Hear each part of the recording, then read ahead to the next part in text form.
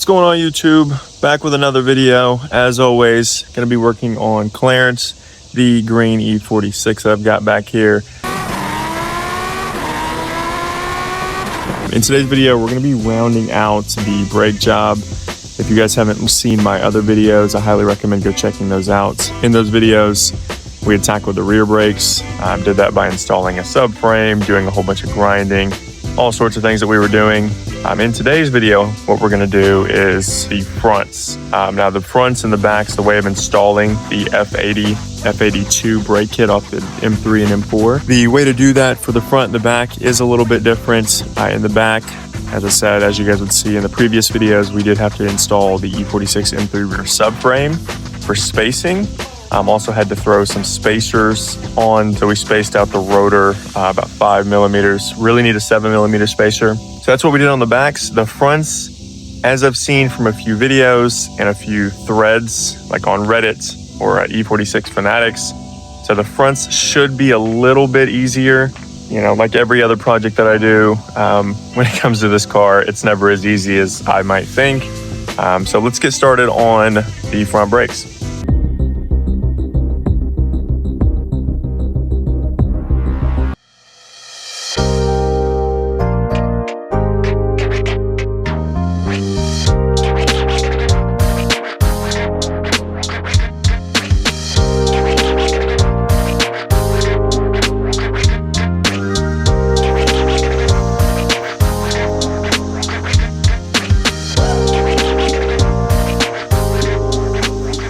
Alrighty, you guys, so a few things that I got for the video itself is one, went and got a wheel hub. This is the front right wheel hub. I believe they're both interchangeable. I went to O'Reilly's, who did not sponsor this. Went to O'Reilly's, got myself a new wheel hub. Also got pullers. So these are some 2-jaw pullers that I got at Harbor Freight.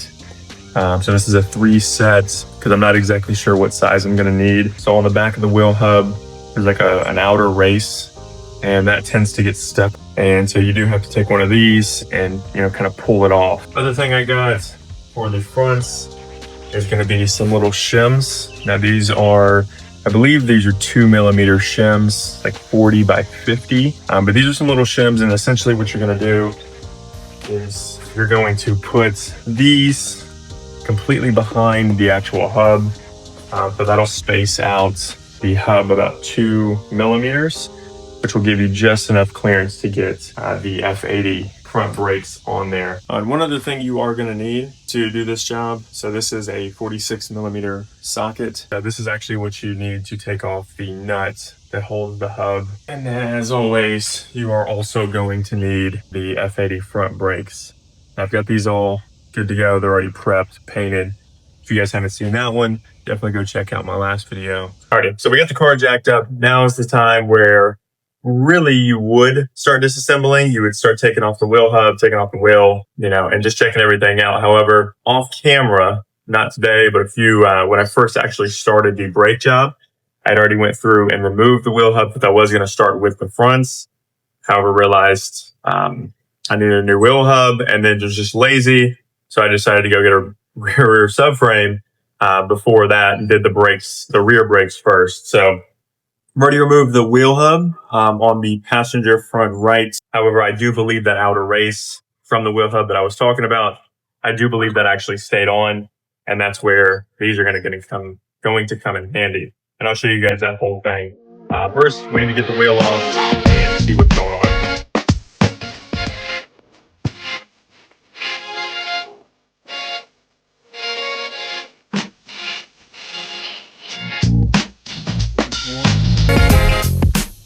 This is the front passenger without the wheel on. The wheel hub itself isn't terrible.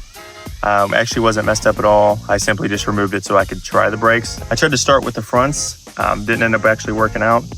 So I went ahead and did the rears, but this is where that 46 comes in handy. This is what I was talking about. You do need a low profile one to fit in between where the nut is and then here. We're gonna get this nut off. We're gonna get the wheel hub off and see if that outer race for the wheel hub stayed on. If so, we'll have to get that off as well. And of course, with a 46, the socket or the wrench has to be pretty big. I think this is a 1/2 inch, if I'm not mistaken. Well, I don't remember how I did this last time, but I cannot find mine. So I'm hoping that this is loose enough that I can just turn it by hand. And of course it's not gonna be. I'll have to go get an extension. And even if I can, I gotta have a way to tighten it after, so let's go do that. Alrighty, so just got back from AutoZone. Got a Duralast, so this is a little extension. It's a 1/2 inch to 3/4 inch. All that just for this thing to need the littlest amount of pressure. But that's part of it. At least I got it so I can tighten it back up. So there's my little nut, as you can see. So someone's only indented one side, but the metal's actually gone. So I may have to get a new one of those, which is no problem. And let's see. This wheel hub is gonna come off. So that's where this comes in handy. We're gonna use this to actually pull it off of the hub. So let's get this thing. All right, we got that thing in place. So flip it.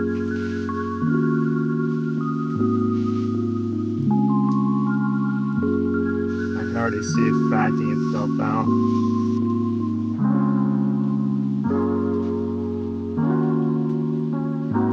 Oh, and there we go. So this is kind of what I was talking about. So here's my old wheel hub. You can see, so this is the outer race that I was talking about. And I just want you to see, so I've actually beat this thing up a little bit because I was trying to pull this out from here. Do not need to do that. So this is a little messed up. I have to go back in and try to fix that. But this little race right here is actually what we're trying to get out.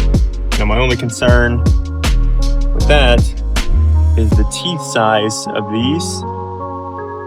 I'm not 100% sure if we're gonna be able to clamp on, and I'll try it with the bigger one. We may need the smaller one. Yeah. That was my concern. I don't know if you guys can see it, but the teeth are just too big to actually clamp on. Space we've got, so we got to figure something else out. I've seen people try to actually cut this thing off. I don't trust myself with the cutter.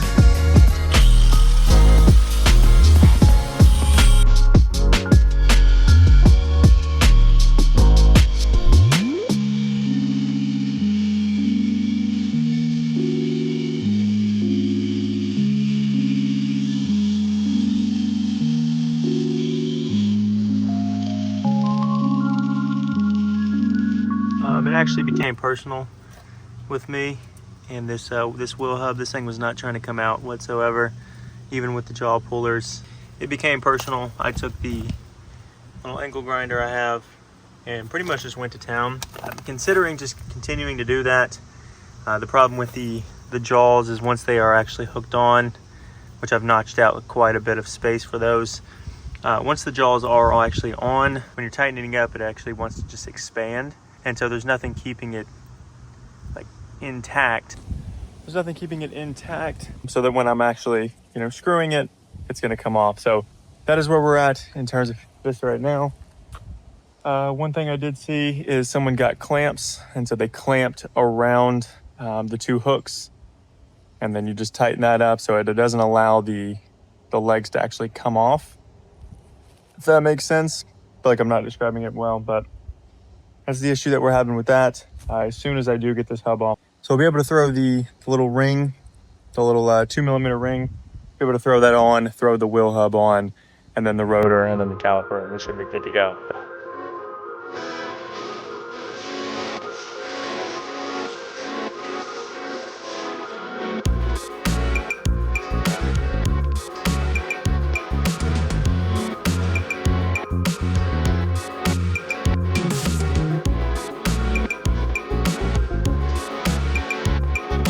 Now,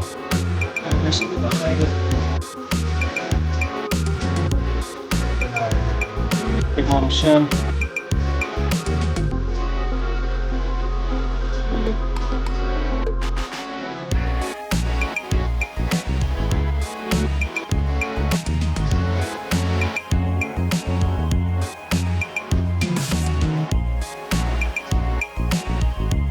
Alright, so we pretty much got it off. The outer race for the wheel hub is no longer on there, which is great. There is one little minor dink that I had when I was using the angle grinder. At the end of the day, I was just pissed off, so I went over it. It's a little dink. I think it'll be okay. I'm gonna go ahead and clean it up a little bit. I'm gonna take that off, and then what we are gonna use is this little shim. It's like a 2mm shim. I don't know the exact specs, I'll have to go find them. It's 40 by 50. This is gonna go on this little race, on this little thing right here, and then I put the hub on. So let me clean this up, get this all in order. 5 years, it's actually pretty clean. I got that cleaned up. Now I'm gonna put this little shim on here. In the meantime, I'm gonna grab some pliers to see if we can just get this little gasket to fit on the outside of this ring. Now I do believe this is supposed to be free flowing. Not 100% sure. Again, I'm just following a video that I have on YouTube, and I'll link 2 videos that have helped me so far. I'll link those 2 down in the description. Got the shim on, got everything cleaned up. So here we have the new wheel hub. Again, got this from O'Reilly's. Did not sponsor me whatsoever. Pretty standard part. Here we have it. It's a little greasy. Probably gonna clean it up a little bit. Take one of the rags to it. Pretty greasy, but so what was happening was, so this ring right here, this outer race, you guys should be able to see it. So that line, so this whole part is actually what was stuck on was still stuck. So I had to go ahead and get that off. But so this is a new one. Now that we have the shim on, the shim will just sit right back behind here. So when we scoot it on, shim's here, spaced it out about 2mm, and then we're good to go. Once you go on there clean, yeah, then we're good to go. So we get the shim on. Shim's gonna stay on. This is going to go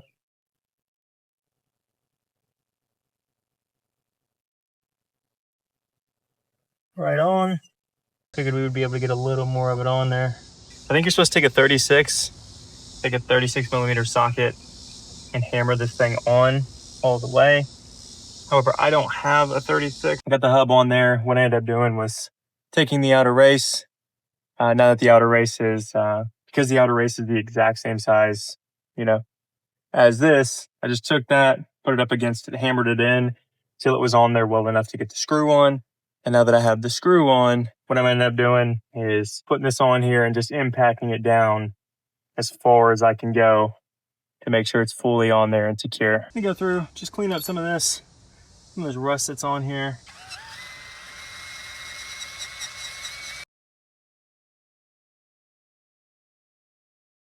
So here it is. I got the hub all on. Everything looks good. I got it completely tightened down. Went ahead and cleaned up some of these mounting points for the caliper. We're going to use those to put the brakes on. For right now, we're going to go ahead and throw on the rotor. Once we have the rotor on, we'll go ahead and give it a test fit and see if everything spins, everything's fine. And then we'll try a caliper. But everything looks clean right now. Everything's good to go. I will get in here and clean all this up to make sure everything looks good.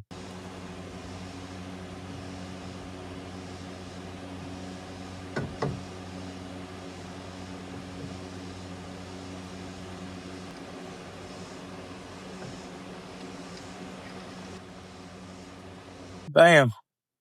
So now we got the rotor pretty much all the way on there. We're going to finish bolting this thing fully down, make sure it's on there the way that it would be if I was normally driving. And then we're going to put the caliper on, give it a test fit.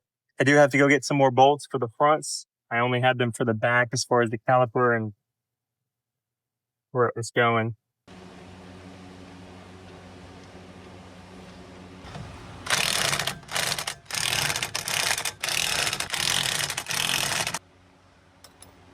So new hub's in, rotor's in, spins freely, no issues.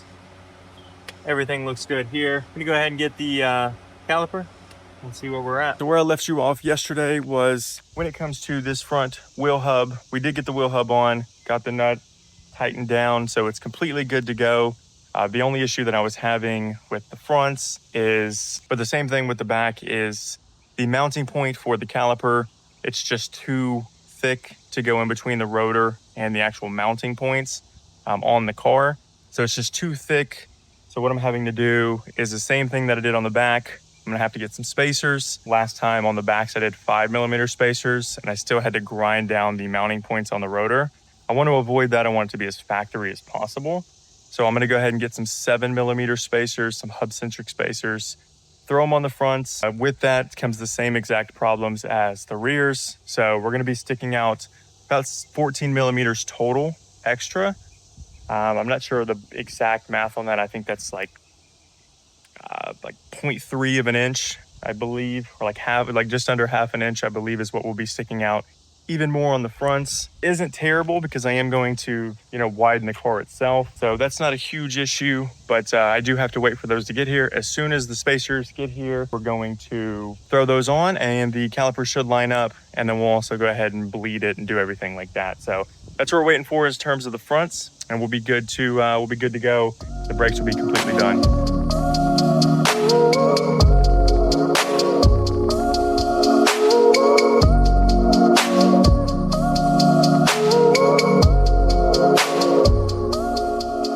So part finally came in. I've got the 7mm spacer. Everything looks great. Again, gonna have the same issues as I did on the back. So when it comes to the chamfer that we've got on the spacer, there is a little chamfer on the new wheel hub. It's a little bit different than the rear one, but this cannot sit up flush against the wheel hub itself because of that chamfer. It's really a little edge that the rotor would sit on, which causes its own set of issues. So I am gonna have to go through and grind a lot of this down, pretty much all of it down, until we can get it flush with the hub itself.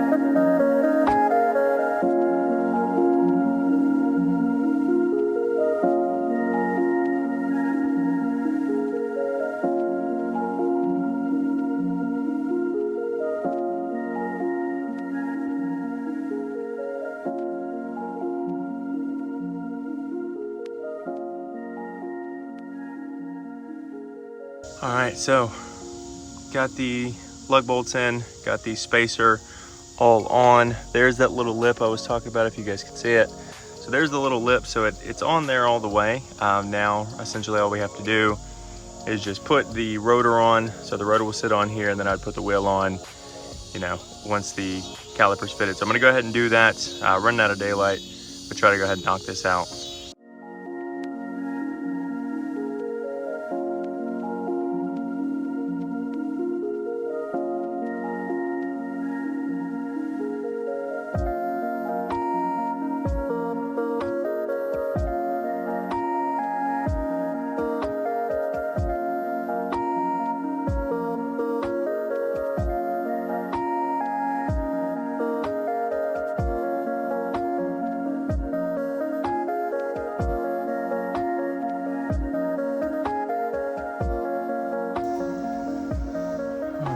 So I did want to show you where we're at with it. So this is with everything bolted up.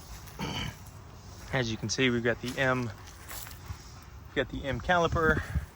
We've also got the M4 rotor. Everything lines up pretty well in terms of centering. If you guys can see that. So in terms of centering, it looks pretty even on both sides. However, we don't have a whole bunch of clearance in between here and the caliper. So the rotor and the caliper, it's rubbing slightly. So to fix this issue, what I'm gonna do, same thing I did on the rears, is I'm going to just slightly modify the mounting points for the caliper. So where you would screw or bolt in the caliper, I'm gonna extend those. I'll use some drill bits. And really what I'm trying to do is I'm trying to just give it a little slot where the bolt can actually go over to be toward the rear of the car. I'm gonna make a modification to it so that way I can scoot the bolts over and then I can back the caliper up just a little bit, you know, maybe a few millimeters. So I'm gonna go ahead and do that. Once we can get this setup working, there's no rubbing, there's no issues, I'll go ahead and put the wheel on, put the brake line on, let you guys see that. Kind of let you really see what both the fronts and the rears on the sedan look like.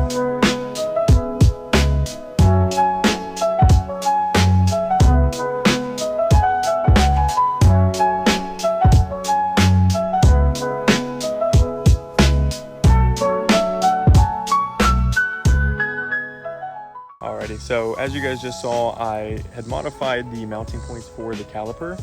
I grinded off probably 2 to 3 millimeters, if that, toward the rear. So if you guys are looking at the passenger side, so I did that toward the rear on the mounting point, so that way the caliper could be slightly pushed back just a little bit. Not really a big fan of touching the mounting points, just because that's, you know, really what holds your stopping power. With it being such thick metal and I'm only, you know, taking off just a hair bit, I don't think it's going to be a huge issue. Now, the only problem I am having, so I'm having trouble actually lining it up because of the spacer that we're putting on. I did lose the ability to put the rotor onto its little set points. That would hold it and align it dead center in the wheel hub. However, because of the spacer, I can no longer use that. So I do know that they sell some little rings that go around the wheel hub, and that will allow me to line the rotor up perfectly. As of right now, and I'll show you guys may have already seen it, but it's hard getting the caliper aligned as I'm, you know, rotating the rotor, because it wants to just fall down. It wants to just fall down where it would be, and so I can't, you know, hold it in position and turn it and see if we're having a rubbing issue.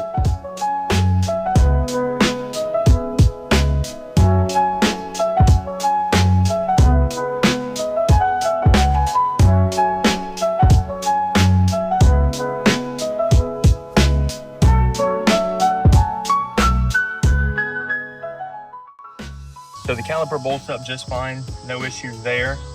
However, there is a little step up spot on the rotor. I know I've mentioned it before. The step up spot on the rotor, because the spacer is actually going behind the rotor, it is using that step up. So I can't use it with the rotor. So the rotor will just kind of sit here and hang. It'll just sit here, it'll hang, it'll do whatever it wants to do. So every time I turn the wheel, it's just gonna sit on this little lip, okay? So it's not flush, it's not even. Now I am getting some slight rubbing, as you guys can see. Like, this thing is just not fitting where it would be.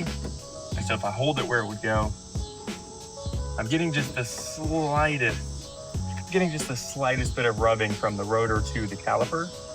And again, I think that's just the mounting points. I just need to space them out just a little bit, but it's difficult because I can't get the rotor to sit exactly where it needs to sit. What I did on the rears, what I meant doing on the fronts, because I can get it to sit where it needs to go if I go back to these. So I can go back to these temporarily. I can get the rotor to sit exactly where it needs to sit. I can figure out what the problem is, why there's a slight rub issue from rotor to caliper, fix that issue, and then we should be good to go.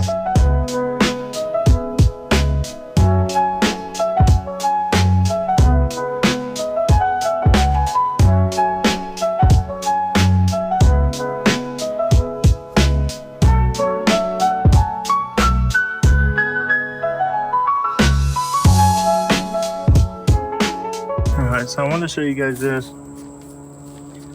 don't know if you guys can see this, but it's essentially only rubbing in one spot. So that's the bottom left corner. So it would sit here. The rotor would be spinning this way. So I have it completely aligned perfectly because I use the wheel hooks or wheel nuts, whatever they are.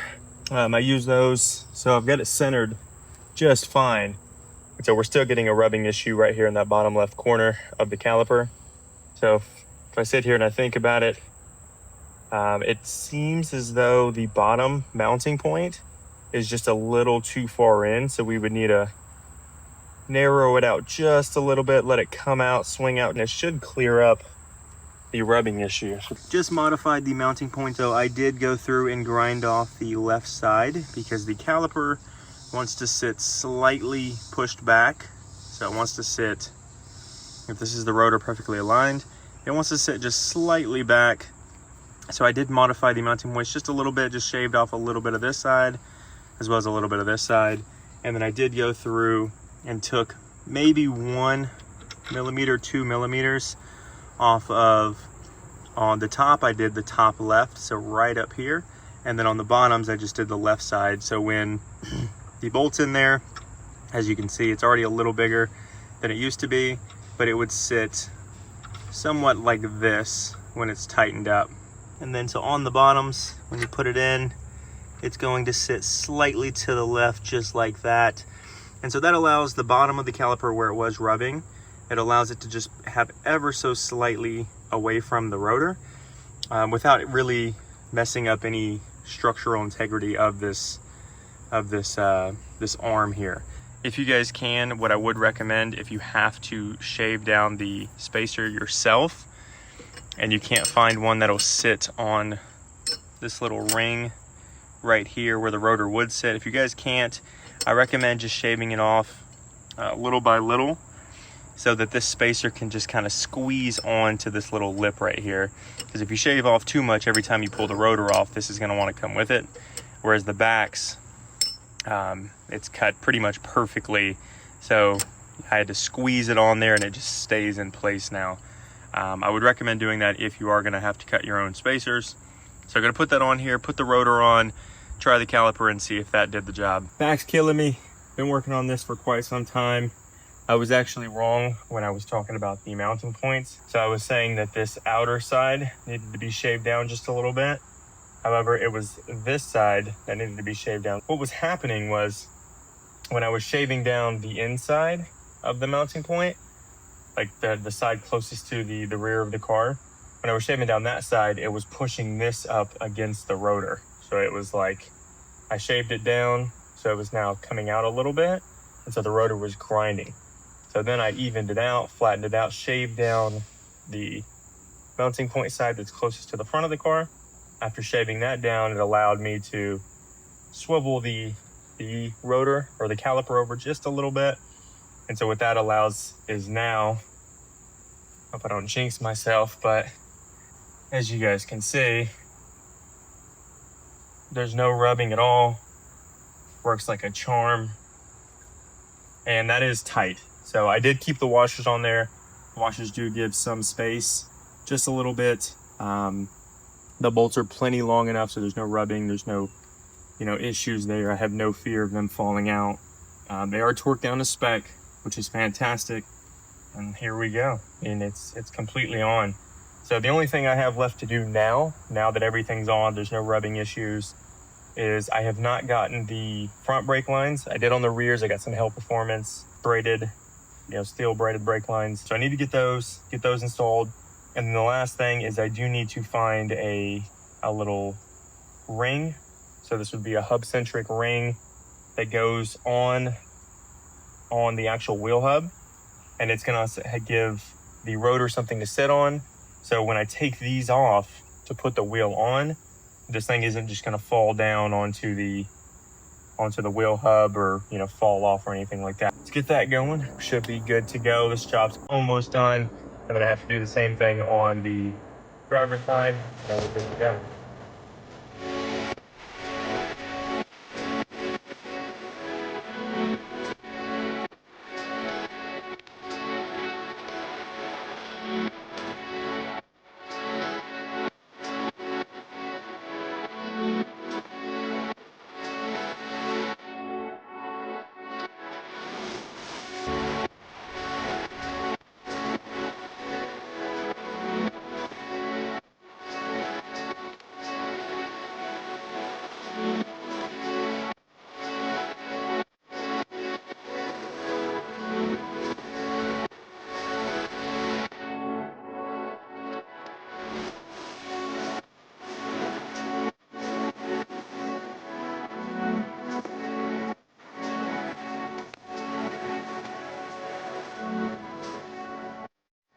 Alrighty guys, so that is a wrap on the front right brake. As you probably saw, I did get it bled. I did get the wheel back on there. It looks fantastic, looks great. However, there is one slight problem that I'm having similar to the rears, and I'm not exactly sure why. So after we bled it, as you guys probably saw from the clip, so we did do, I had someone in the car, they'd pumped the brake. I'd opened up the nipple on both sides because this caliper does come with two nipples, one for one set of pistons on the outside of the rotor and then one for the other side of the rotor.